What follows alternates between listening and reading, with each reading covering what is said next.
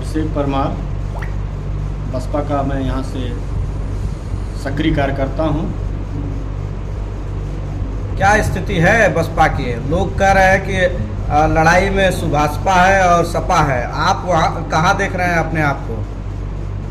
भैया, आपको पहले मैं अवगत करा दूँ और आप लोगों को मैं बहुत बहुत धन्यवाद देना चाहता हूँ कि आप लोग इतनी कड़ी धूप में व्यू ले रहे हैं और सच्चाई को कवर कर रहे हैं। पहले आपको मैं बता दूं कि यहाँ से बसपा के ही सांसद हैं श्री अतुल कुमार राय जी, ये आपको ज्ञात होगा। वो हैं यहाँ जो मऊ जिले की बात आप कर रहे हैं, मऊ जिले में अरशद जमाल जी जो हैं हमारे पार्टी के, वो नगर पालिका के चेयरमैन हैं। सालिम अंसारी जी हैं। तो ऐसी बड़ी बड़ी विभूतियाँ हैं और उसके बाद भी कौन कह रहा है कि बसपा लड़ाई से बाहर है? मेरे समझ से जिसको चुनाव लड़ना है, जो भी लड़ रहा है, बसपा से ही चुनाव लड़ रहा है। बसपा ही चुनाव लड़ेगी, बसपा से ही सबको चुनाव लड़ना है। आप लोग मीडिया बंधु, आप लोग वोट का गणना देख लीजिए, वोट का परसेंटेज देख लीजिए। हाँ, यहाँ ऐसा सुनने को आ रहा है कि पहले नंबर पे एससी वोटर है और दूसरे नंबर पे मुस्लिम वोटर है, तीसरे नंबर पे चौहान और राजभर वोटर है और बाकी सारे लोगों का इससे पीछे बनिया और तमाम जो है इससे पीछे है। ऐसे में लोग दावा कर रहे हैं, किस आधार पे दावा कर रहे हैं? इन वोटों में सेंधमारी भी कर रहे हैं क्या लोग? आधार बेबुनियाद है कि यहाँ से बसपा पार्टी जो है प्रचंड बहुमत से एक बार फिर अपना सांसद चुनने जा रही है। मायावती के आने से कुछ असर पड़ेगा? बिल्कुल असर पड़ेगा।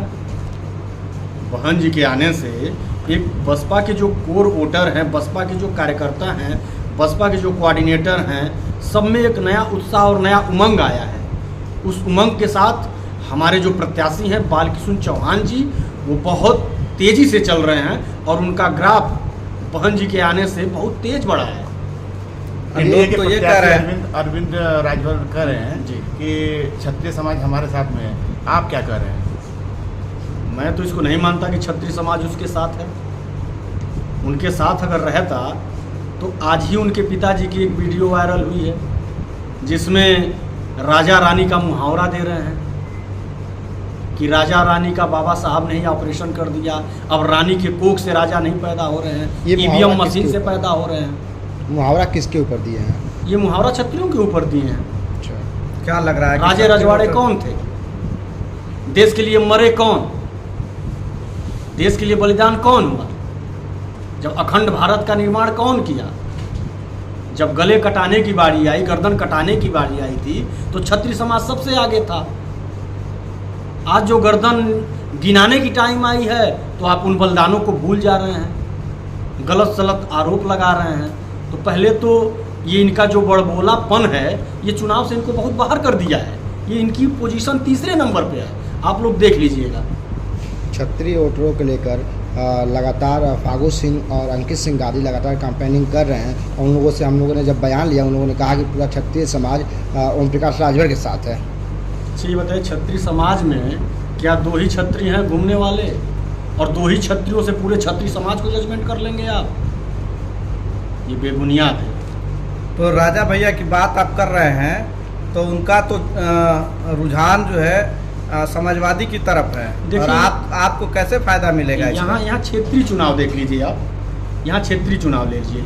अभी हमारे पार्टी के इकलौते विधायक हैं पूरे प्रदेश में, ठीक, वो जो है विधानमंडल दल के नेता हैं, उपनेता हैं और उनका घर रसड़ा विधानसभा में है। आपको पता होगा कि वो प्रदेश के बहुत ही चर्चित विधायक और पूरे प्रदेश के लोकप्रिय विधायक हैं।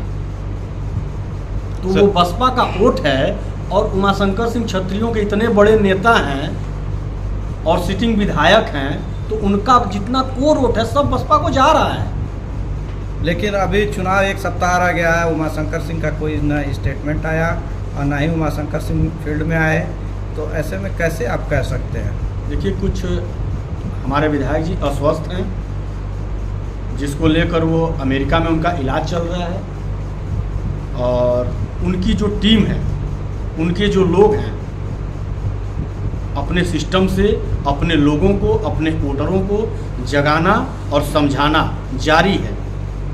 बस 1 से 2 दिन में आप देखिएगा बसपा का ग्राफ कम से कम 1.5 लाख का उम्मीद हम लोग मान रहे हैं कि 1.5 लाख से बहन जी इस बार फिर अपना सांसद चुनेंगे। उमाशंकर सिंह रसड़ा में काफ़ी काम किए हैं, तो क्या उनके काम का भुगतान वोट देकर जनता बालकृष्ण चौहान को जिताएगी? बिल्कुल बिल्कुल जिताएगी, बिल्कुल जिताएगी। यहाँ पे जनता का ये रुझान है। लेकिन विपक्ष तो कह रहा है कि सारी भीड़ जो है बाहर की बुलाई गई थी मायावती के आने पर। ये तो विपक्ष जो भी बोल दे, विपक्ष की खुद ऐसी दशा हो गई है कि पैसे बांट कर ग्राम सभाओं में जा रहे हैं लोग, पैसे बांट कर भीड़ बुलाई जा रही है। और यहाँ बहन जी की भीड़ पैसे पे नहीं आती है। बहन जी का एक फतवा जारी हो जाए कि बहन जी का आगमन हो जाए। आप देखिए जनसैलाब कितना था मोहम्मदाबाद में, आप लोगों ने कवर किया होगा, देखा होगा कि उतनी भीड़ अभी तक किसी की रैली में हुई ही नहीं है। वो पैसे की भीड़ नहीं थी।